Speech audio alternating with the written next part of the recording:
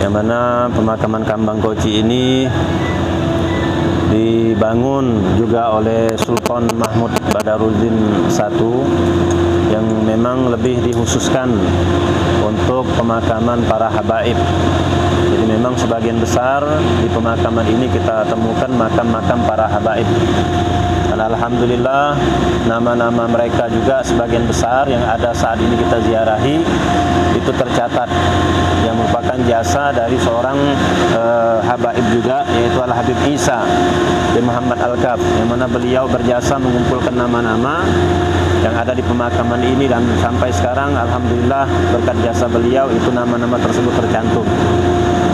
Kemudian juga di sini dimakamkan para putri sultan, yang mana putri sultan ini memang dinikahkan kepada para habaib.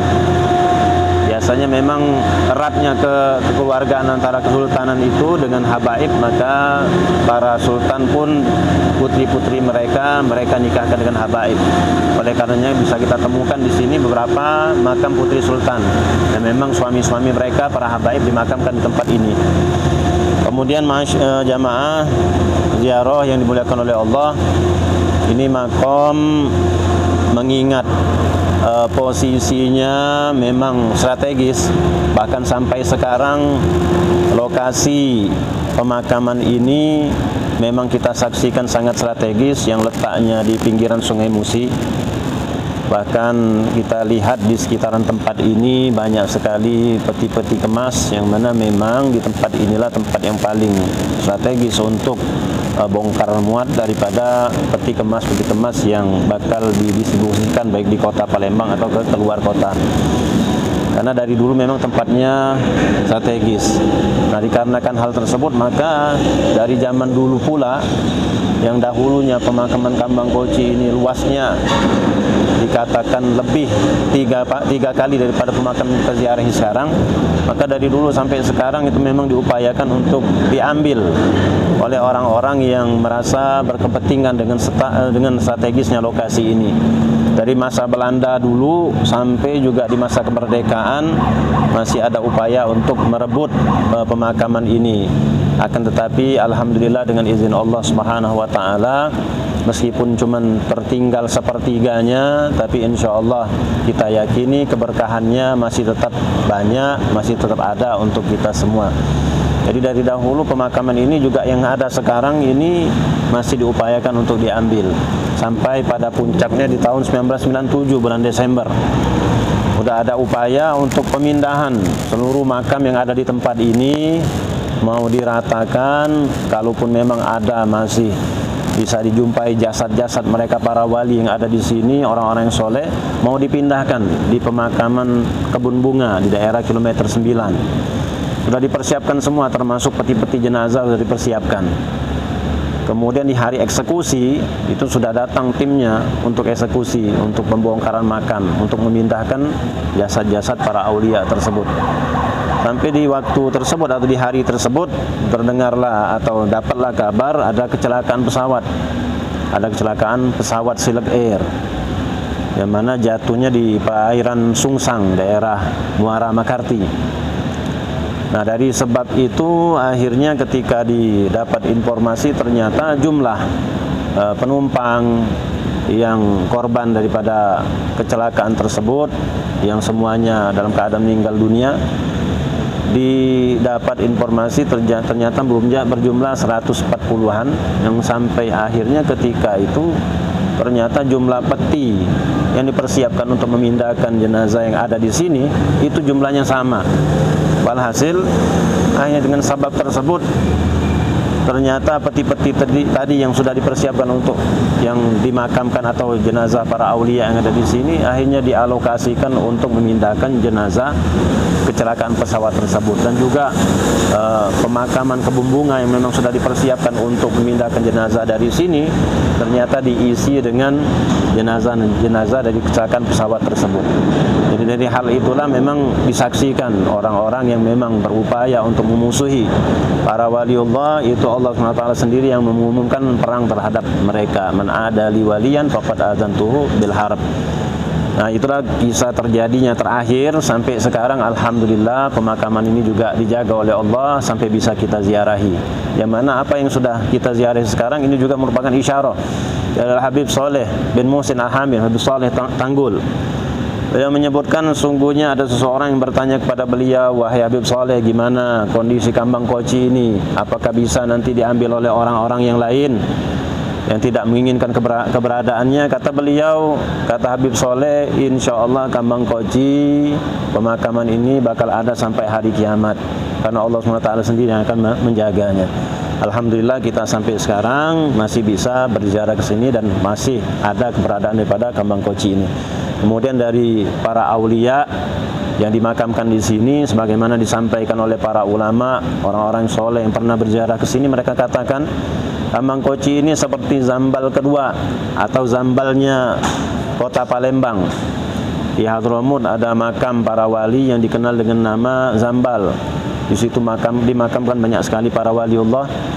Nah, di sini di kota Palembang dikatakan oleh mereka yang pernah berziarah, mereka yang bukakan oleh Allah mata hatinya bisa mengetahui siapa yang dimakamkan di sini, mereka katakan ini Zambalnya kota Palembang, seperti Zambal yang ada di kota Tarim, Hadramut, yang mana di dalam pemakam ini banyak sekali para walinya, baik yang masyhur yang kita kenal daripada nama-nama mereka ataupun yang mastur yang kita tidak kenal.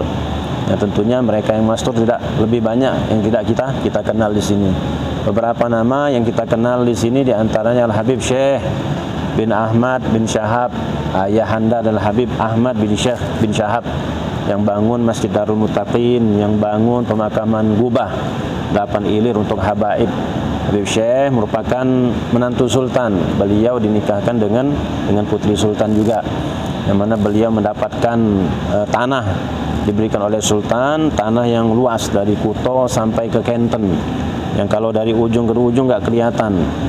Yang mana dari tanah beliau itulah sebagiannya diwakafkan untuk Masjid Darul Muttaqin dan juga Gubah Al-Habib Ahmad bin Syekh, putra beliau.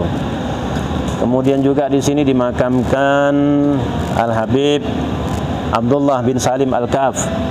Abdullah bin Salim Al-Kaf, tokoh aulia, tokoh ulama kota Palembang yang terkenal dengan masjid yang beliau bangun dengan nama Masjid Sungai Lumpur. Beliau dimakamkan di sebelah atau di bagian tengah di pemakaman ini.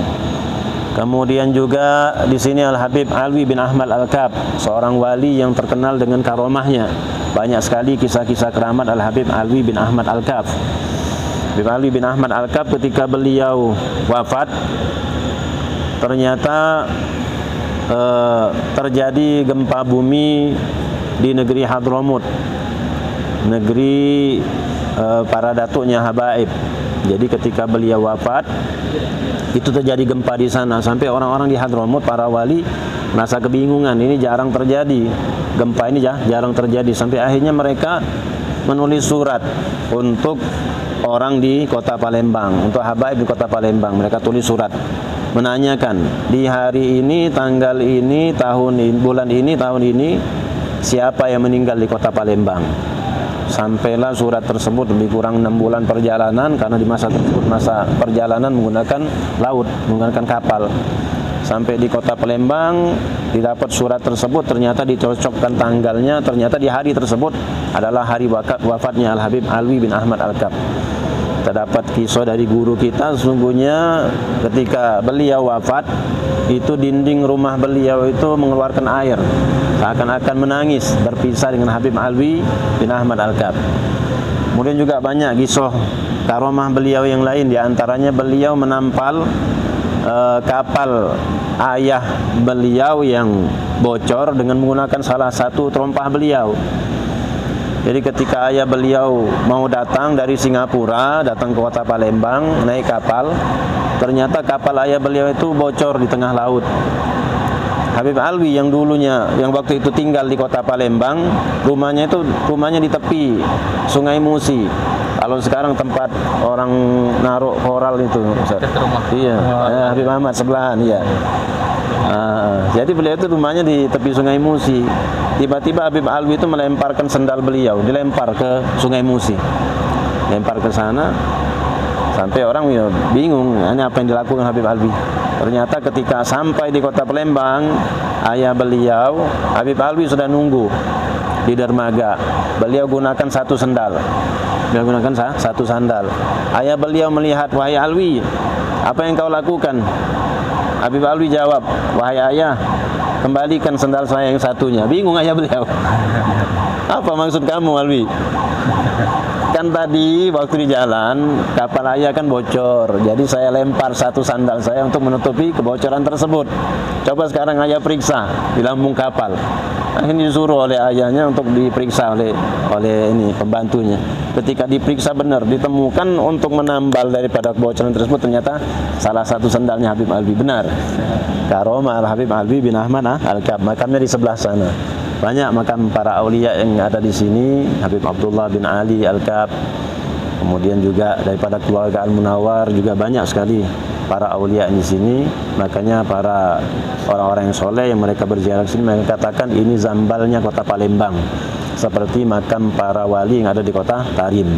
Mudah-mudahan berkat kita ziarah di sini, apa yang menjadi hajat-hajat kita disampaikan oleh Allah Subhanahu wa taala. Apa yang jadi permasalahan kita dimudahkan, dihilangkan oleh Allah Subhanahu wa taala, diberikan semua jalan keluar yang terbaik, diberikan kesabaran oleh Allah Subhanahu wa taala di dalam menghadapinya. Mudah-mudahan mereka para aulia yang kita ziarah ini, mereka memberikan pandangan kepada kita, memberikan bantuan kepada kita dengan kedekatan mereka kepada Allah dan kepada Rasul sallallahu alaihi wasallam. Ala ya baqat manzarahum bisidqi wanzar ilaihi mu'tani kullu matlubuh tayasar. Apa yang menjadi hajat-hajat kita akan dimudahkan oleh Allah. Permasalahan-permasalahan kita akan diberikan jalan keluar oleh Allah Subhanahu wa taala. Berkat kita mengunjungi mereka para wali, baik mereka yang masih hidup ataupun mereka yang sudah meninggal dunia. Wallahu subhanahu wa taala alam.